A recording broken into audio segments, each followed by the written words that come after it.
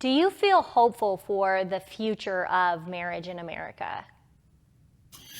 That's a great question. I don't necessarily feel hopeful for marriage as a kind of an institution for everybody. We have seen, as I mentioned before, a pretty marked decline in marriage since 1970. And so we have about half of Americans who are married currently, and the marriage rate again is coming down. But what I think does give me hope is two things. One is the research continues to be very strong about kind of the benefits of marriage for men, women, children, and communities. So I think for those with eyes to sort of see that research and to kind of internalize that research, that kind of gives them, I think, some hope and inspiration. And the second thing that's kind of a paradox, I would say, is that even as sort of marriage declines and community life often declines, sort of I think the relative value of marriage for both adults and kids seems to be increasing.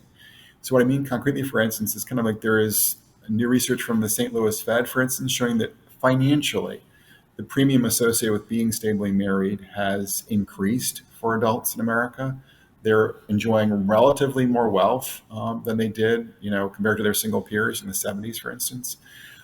We're seeing also that kids who are being raised by stably married parents have an extra educational advantage today compared to, say, 25 years ago, on topics ranging or outcomes ranging from being suspended in school to graduating from college.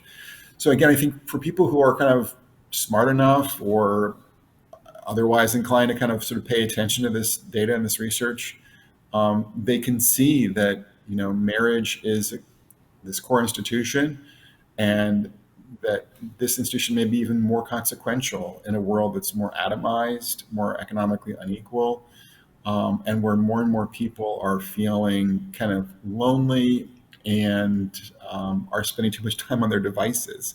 So having kind of a spouse, having kids, I think gives you kind of an in-person community that is, and a financial sort of stability that's probably even more valuable today than it was 30 or 40 years ago.